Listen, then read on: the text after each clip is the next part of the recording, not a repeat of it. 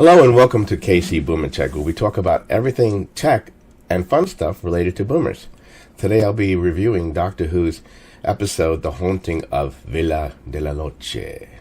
We have a returning villain in this episode, the lone Cyberman, and he has quite a twist to him, and we'll get into that in a second. So before I get into it, just remind you to please share, like, and subscribe to the channel, and put anything that you like to say about it in the comment section. So let's get into it.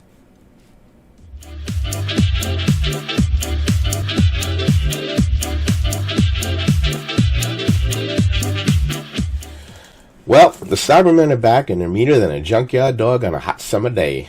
And let's talk about Sunday night, the Haunting of Villa Diodati. We begin in the middle of a thunderstorm, a house isolated on a cliff near the ocean. Now, I want you to think about that scene because that's a scene from another movie. We talked about that in the past. So please put in the comments what movie you know that's from. At any rate, the inhabitants of the house are having a party. And, of course, we have that boom, boom, boom, somebody knocking at the door. And the typical scene for a sci-fi movie where we begin to get in and find out what's about to happen. Well, they open the door, and it's the doctor and her companions.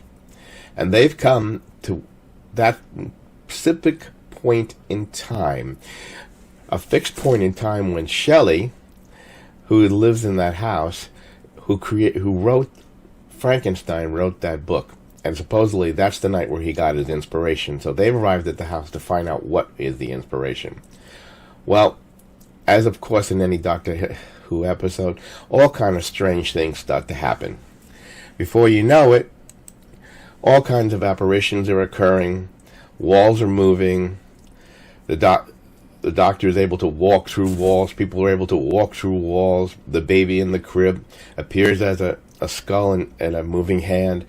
All your good scenes for a sci-fi movie. The kind of stuff you really love in a good sci-fi movie. Well, that's all amusing. But let me get into that in just a second. Well, as we were saying, at that moment in time, all of a sudden, the apparitions are changing, and they look outside, and something is appearing outside, a white ghost. They're going, it's a ghost, it's a demon. Of course, the doctor in her intelligence says it has to be someone trying to break into the house, traveling through space and time. And of course, it is, as we know, the lone Cyberman. And like I said, he's madder and meaner than a junkyard dog on a hot summer day. Well, let's talk about the Cybermen for a second. It's rather amusing in Doctor Who that both Iron Man and the Cybermen were created almost exactly the same time. Iron Man first appeared in the comics in March of 1963, and the first appearance of the Cybermen appeared in November of 1963. Now, the Cybermen have several origins. One is where they're from the planet Mongo, which was knocked out of orbit, and the survivors of that planet convert their bodies into machines because they can't survive. All right? And they take on an interesting, strange form. Another is where a billionaire like Bloomberg, his son has gotten a devastating illness, and he has converted his son into the first Cyberman. And he has plans to make every person on his planet just like his son so that he won't feel alone. Well, that doesn't work out either too well. So, as you can see in the picture, we put a Cyberman compared to Iron Man. They look very much alike. Same glowing center chest plate, same steel movements, same able to fly. The only thing that's different now is that the Cybermen are able to fly, which was later in recent episodes, and they're now able to travel through time, which can only be explained where, in one case, the doctor goes to a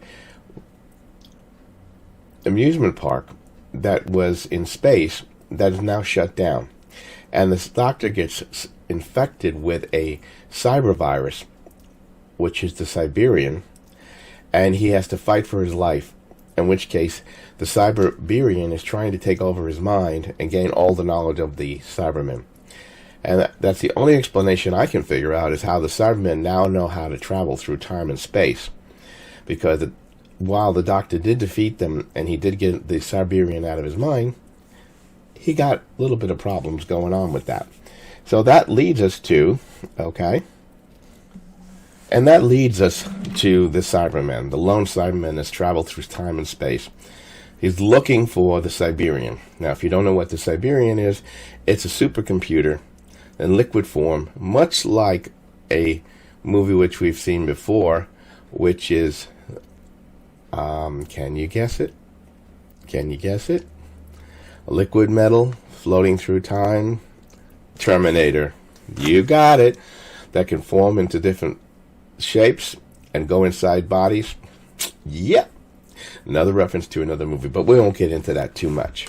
Anyway, apparently Shelley, the author of the Frankenstein movies, has accidentally touched the Siberian, and he has entered his own body, and he is combating the Cybermen, trying to prevent him from getting access to it. Well, they fight it out, and the Cyberman breaks through, and he's in the room with them. And if you look at him really closely, he's not complete. He's been damaged. One side of his faceplate's been broken. His arm is removed. Now, if you recall in previous Cybermen, the brain or just the head is cut out and placed into the cyber body. But in this particular case, his entire body is in the cyber suit. That makes no sense. Well, that is another thing we have to speak about at a later time. Well, he's trying to get the Cyberian out of the body, and he said he's going to kill Shelley otherwise. And Shelley's wife intervenes, and she begins to appeal to his humanity. You must have been a man before. You must have been. Did you have children, a wife? And the Cyberman bows his head, just like he's feeling emotion. So apparently this Cyberman does not have the inhibitor chip, which prevents him from feeling anything. So you can see his head bow. Looks like he's about to cry. She touches his hand. Again, one hand is a robot-type hand. The other hand is a regular hand. Deformed, but still a hand. But in just a few seconds, apparently the cyber security software that's built into the Cybermen takes over, and the Doctor and him battle it out, and eventually he gets control of the Siberian, which then enters his body, and then he leaves. Which leads us to next week's episode. The Ascension of the Cybermen. It is going to be quite interesting, because the Doctor's companions are going to travel to that point in time where the Cybermen have taken over the Earth. And we have to get back that Siberian from them, otherwise they'll have control of the entire human race. So until next week, I can't wait to talk to you about what's going to happen in that final episode between the Doctor and the Ascension of the Cybermen. So I hope you enjoyed this.